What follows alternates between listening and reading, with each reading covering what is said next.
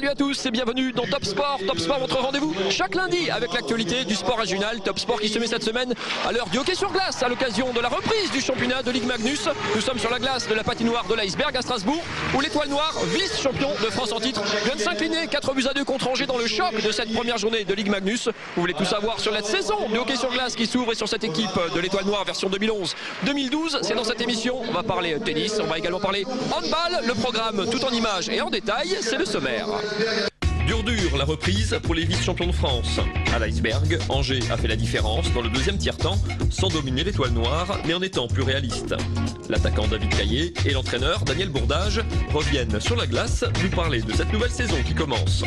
C'est l'Alsacien de la semaine, Pierre-Hugues Herbert a fait coup double au tournoi futur de Mulhouse, en remportant le double et le simple, sa première victoire sur le circuit professionnel.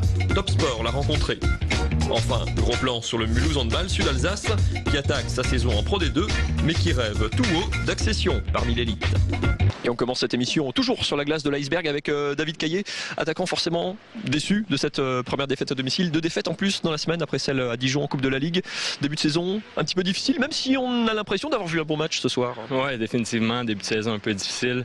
Très bonne phase de préparation. Nous aussi, on a gagné contre des équipes de deuxième ligue allemande, deuxième ligue suisse. Donc on était bien encouragés. Bon, c'est certain qu'on aurait aimé démarrer la saison comme on l'a fait l'année dernière avec notre victoire. Même si on n'a pas fait un mauvais match ce soir, on fait des erreurs qu'il va falloir corriger. Et puis, bon, il faut se rappeler que le match est 60 minutes. Ce soir, on n'a définitivement pas donné un effort constant pendant 60 minutes. On a joué peut-être 20-30 minutes. Et puis, on ne peut pas remporter le match de cette façon-là, surtout contre une équipe comme Angers, qui termine l'année dernière deuxième au championnat. Donc, on ne peut pas prendre ces équipes-là à la légère. Vous faites partie des cadres de cette équipe de l'Étoile Noire. Vous êtes resté comme beaucoup de joueurs du reste pour prolonger au moins d'une année à Strasbourg. L'équipe s'est a priori renforcée. Quel regard vous portez justement sur cette équipe 2011-2012? Alors pas en termes mathématiques pour l'instant, mais dans le contenu, dans ce que vous vous envoyez à l'entraînement, en préparation. Cette équipe, elle l'est ou elle peut être aussi bonne, voire meilleure que celle de l'an dernier? Oui, certainement aussi bonne. Je veux dire, moi c'est ma 4e année ici en France, 3e année à Strasbourg. Le club ne cesse de s'améliorer d'année en année. Et puis, bon, avec les 4 nouvelles recrues, les 5 nouvelles recrues qu'on est allé chercher cette année, je pense qu'on peut être aussi bon, sinon meilleur que l'année dernière. Des joueurs qui étaient dans le championnat, des joueurs qui arrivent du championnat américain. Donc, ouais, après, c'est une question de travail. On ne sait jamais.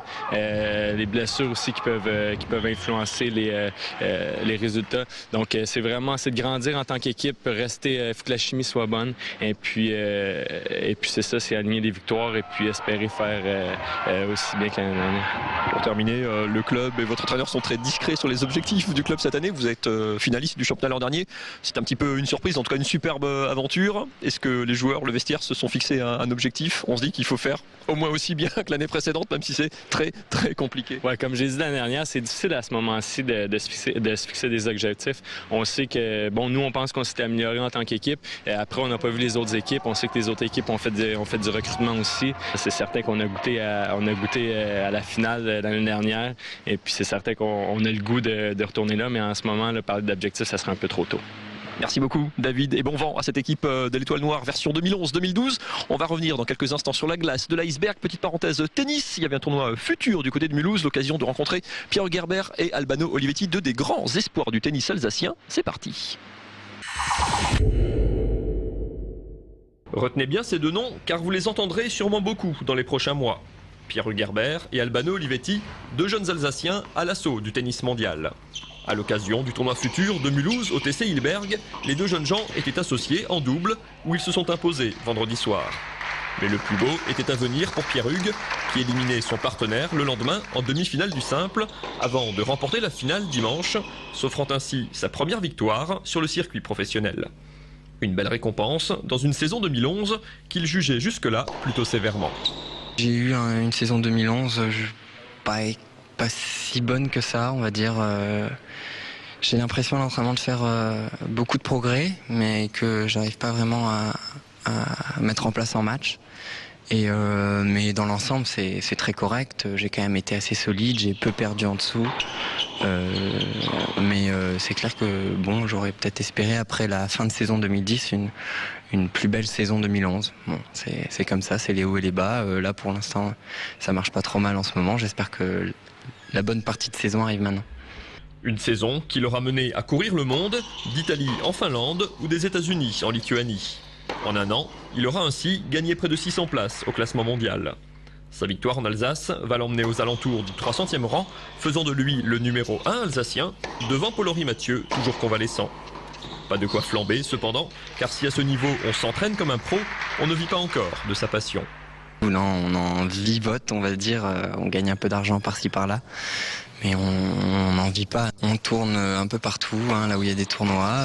On essaye le plus souvent de rester autour de Strasbourg, mais autour de Strasbourg, c'est, on va dire, dans un rayon de 10 heures en voiture.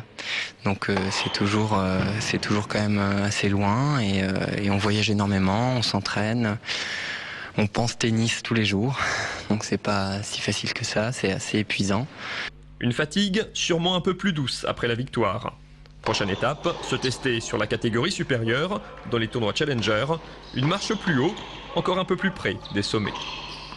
Retour sur la glace de l'iceberg avec un entraîneur contrarié, forcément Daniel, après cette défaite pour l'entrée en matière en championnat, qui s'ajoute à celle en Coupe de la Ligue, forcément de défaites en une semaine.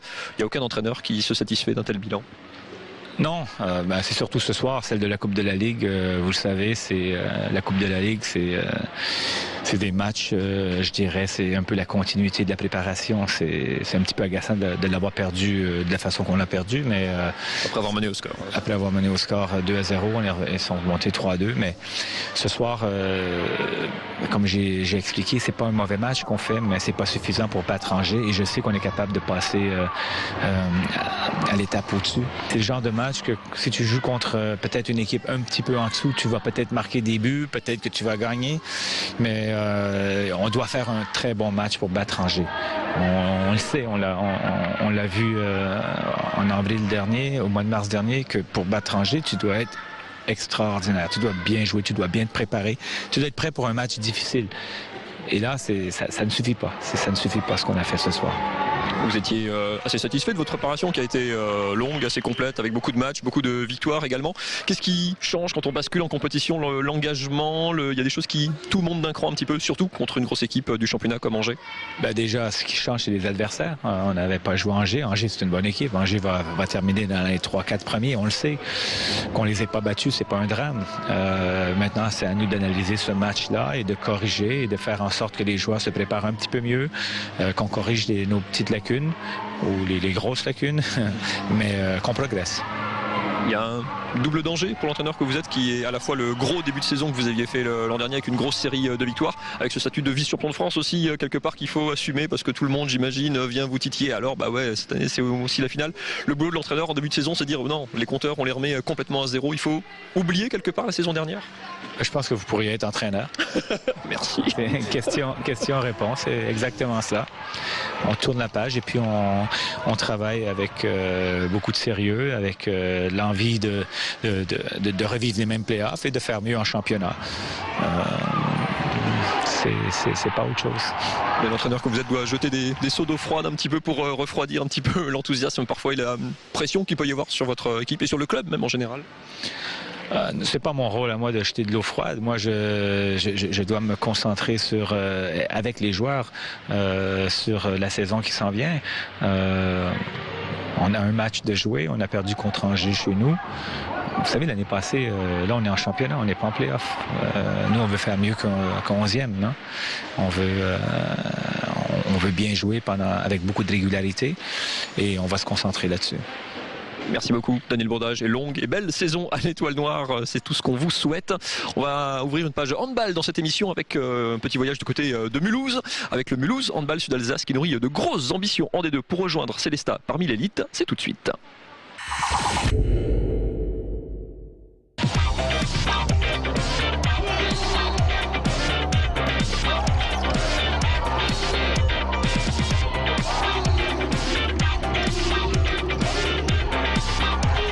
Vainqueur de Ponto, vendredi au Palais des Sports, les Mulhousiens n'ont pas raté leur première sortie à domicile. Après un faux départ et une défaite d'un but à Billières la semaine précédente, les Haurinois se sont imposés 29-26. Une victoire sans briller, mais une victoire indispensable pour lancer une saison. C'est vrai que collectivement et individuellement, on avait besoin de retrouver confiance, de retrouver le jeu qu'on avait l'année dernière.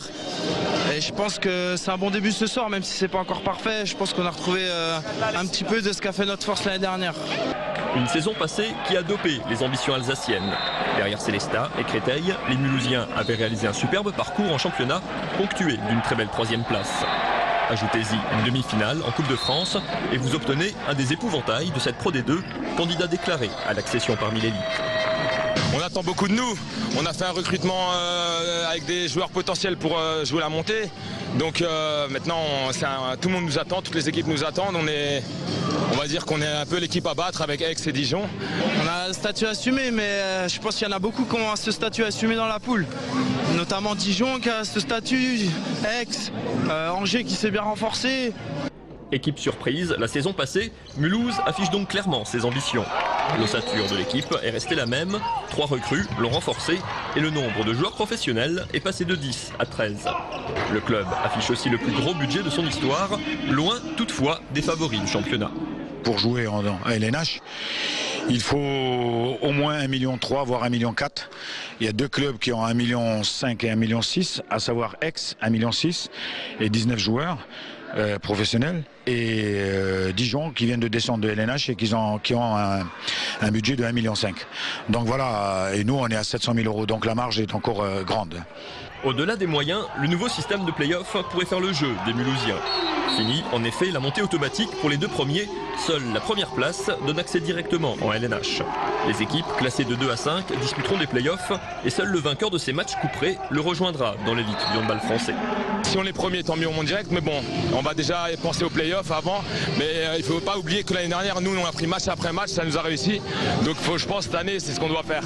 Une formule qui pourrait convenir à des Mulhousiens qui se sont montrés à l'aise dans les matchs de coupe. D'ici là, il reste 24 journées de championnat où il faudra avant tout se montrer régulier et assumer les ambitions du club et son nouveau statut. Et il sera toujours question de handball sur Alsace 20 le week-end prochain avec une émission spéciale, notez-le, dimanche à 17h30. Émission spéciale de 30 minutes consacrée à un retour sur la rencontre entre Célestat et Saint-Raphaël. 2e match à domicile pour les Célestadiens en LNH, l'élite du handball français. Réception de Saint-Raphaël, un des gros morceaux du championnat, 4e la saison dernière. Émission spéciale de 30 minutes, les meilleurs du match et les réactions d'après-match. Dimanche 17h30, rediffusion à 20h30 et 22h30. On parlera rugby également la semaine prochaine dans Top Sport, lundi à 19h40 avec la reprise du championnat de Fédéral 1 pour la meilleure équipe alsacienne, le Rugby Club de Strasbourg, ex-Racing Club de Strasbourg. Réception du promu Lille, dimanche 15h à Haute-Pierre, lundi 19h40 sur Alsace 20. Bonne semaine à tous, bye bye.